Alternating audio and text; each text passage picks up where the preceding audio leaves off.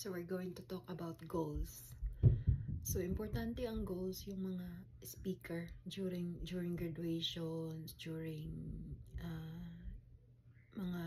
mga pagtitipon-tipon na laging nami-mention na may goals, about goals and goals. Write your goals. Dapat meron kang 5-year na goals, meron kang 10-year plan na goals.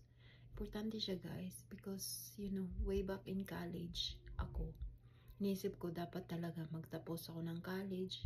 Iniisip ko lang yun, na I did not share it to anybody. It's because yung parang may paniniwala ako na if I'm going to share it early on, na hindi pa malayo pa, parang someone will going to like share my dreams as well, and then to anybody, and then parang ma-jinx siya. So I never talk to anyone about my goals. So iniisip ko lang siya. So iniisip ko na after college, I'm going to go to Hong Kong, kasi iniisip ko na binabudget ko ng pera ko if I stay in the Philippines.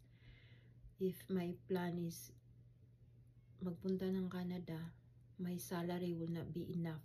So, syempre, gusto kong iniisip ko na yung kapatid ko si Alfred So, dapat ang sahod ko is sufficient enough to fund sa kay Alfred na pang college tuition at saka yung pangarap kong mag-Canada.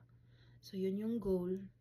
Dapat, sabi ko sa sarili ko, I have to finish college and then mag-take ng board.